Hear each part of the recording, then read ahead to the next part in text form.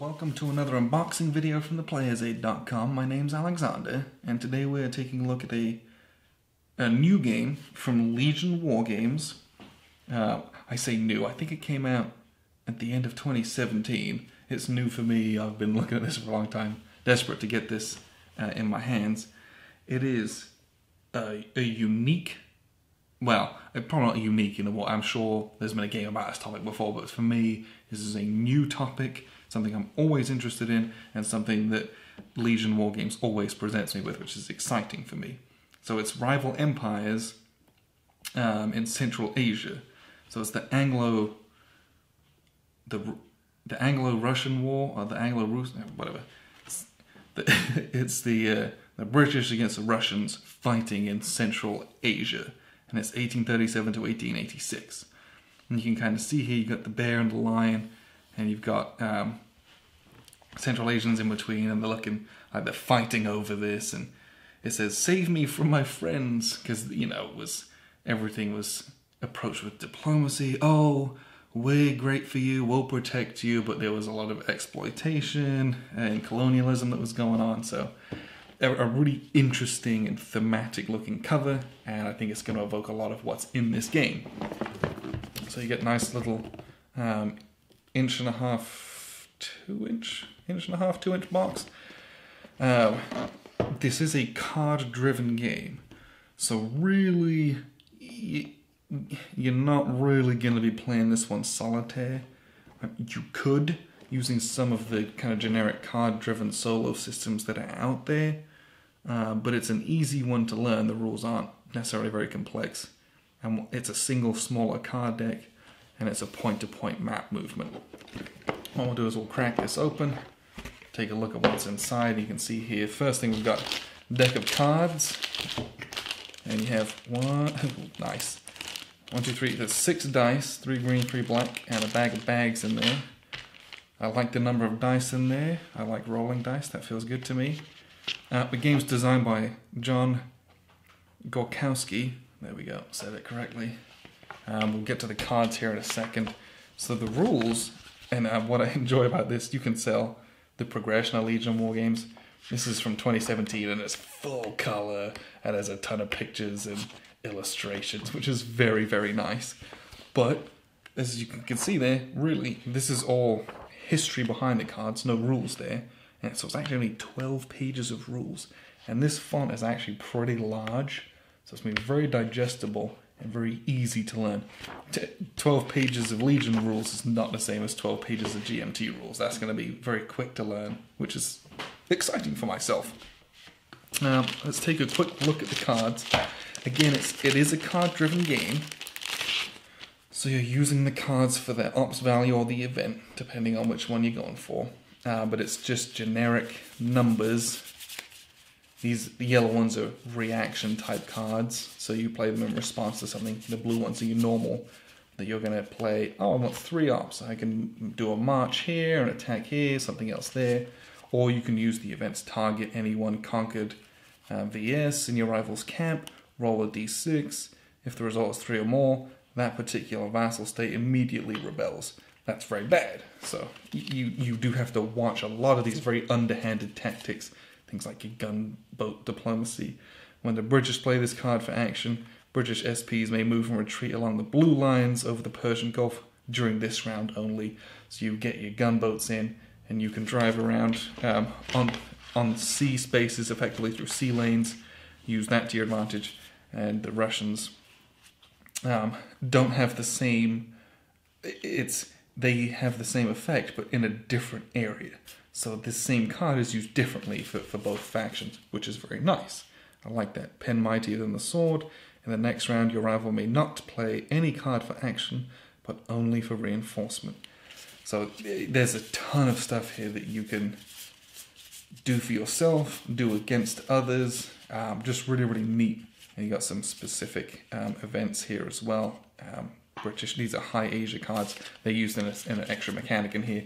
But this is a small deck. You're going to go through this whole deck a few times, because each player has a hand of 7 cards, and that is not a big deck of cards. This isn't Twilight Struggle or Labyrinth, where you've got this massive fistful of cards, normal deck size. So it's more, those numbers are really important, how those cycle through the deck. We'll take a look at the map here in a second, but as a preview, this is a very bold map. So let's look at the counter sheets. So the counter sheets, there's 2 full counter sheets. Here we've got, these are the units. And I say units, these are referred to as SPs, or strength points. You have the British ones here, we have Russian ones here, and I want to butcher this as to who these other factions are. I want to say these are probably, I want to say they're Persians. I want to say they're Persians, but I'm not sure. Oh, I don't know. All right, I'm gonna stop before I offend anyone. I want to say it's Persians and like Kazakhstani, but I don't know. I don't know. You have a round marker and a decade marker because this game spans a lot of time. These are single-sided. It's just markers for how many units you have there.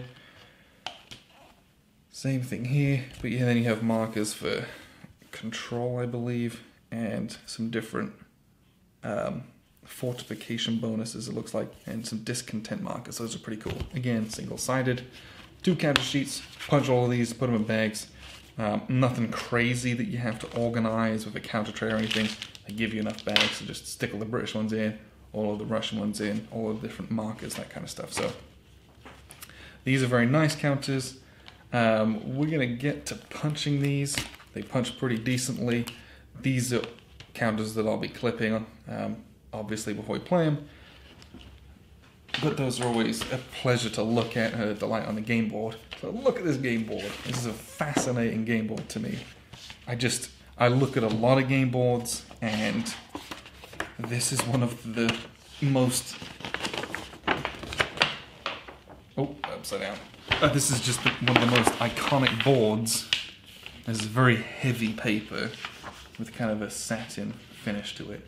But look how bold it is. These mountains are drawn with such thick lines and coloration. I feel like so many wargame maps are washed out because the terrain is kind of you want it dulled down so the counter's on top and the hex overlay. Because this is point to point, everything's colors and shape based. It's got the names on it, but it's colors and shapes for the different paths. You can see down here those gunboat diplomacies. The British can move down here, and then when the Russians play, they can play kind of up here. But this is a point-to-point movement game. But this is a fantastic map for me to look at, considering it's a lot of brown. I'm very surprised at how bold everything is. And like I said when we started the video, a topic I have very little knowledge of. I have a few tidbits about a few different bits and pieces, mostly to do with Kashmir, but a lot of this fighting in Afghanistan, in Persia, I don't know that much about, so this will be a fascinating learning experience for myself, and I'm sure for Grant as well. Over here, these are those Ascent to High Asia cards we took a quick look at. These ones at the back of the deck, these are aligned. These are going to get played here, and they have certain game effects when you get 1 or 2 of those out, and how those affect the game. So I'm just very excited for this game, if you couldn't tell.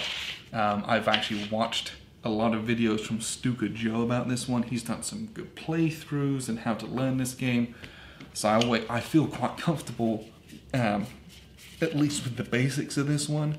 I think playing this well might be a different question, but it's 12 pages rules, not a complex game to learn. I'm hoping this one's a really, really fun one in the end. So I appreciate you guys tuning in for another unboxing. This has been The Great Game. Rival Empires in Central Asia from Legion Wargames. A very exciting card-driven game that I'm pumped for because, again, it's a new topic for me. This is a new frontier for me in the gaming and the history world, and I always appreciate learning something new, and I know the hard work that Randy puts into he does all these maps as well as printing and publishing the games, and I know that a ton of work goes into these, and I'm excited to learn and play this one. So thanks for tuning in. I've been Alexander from theplayersaid.com.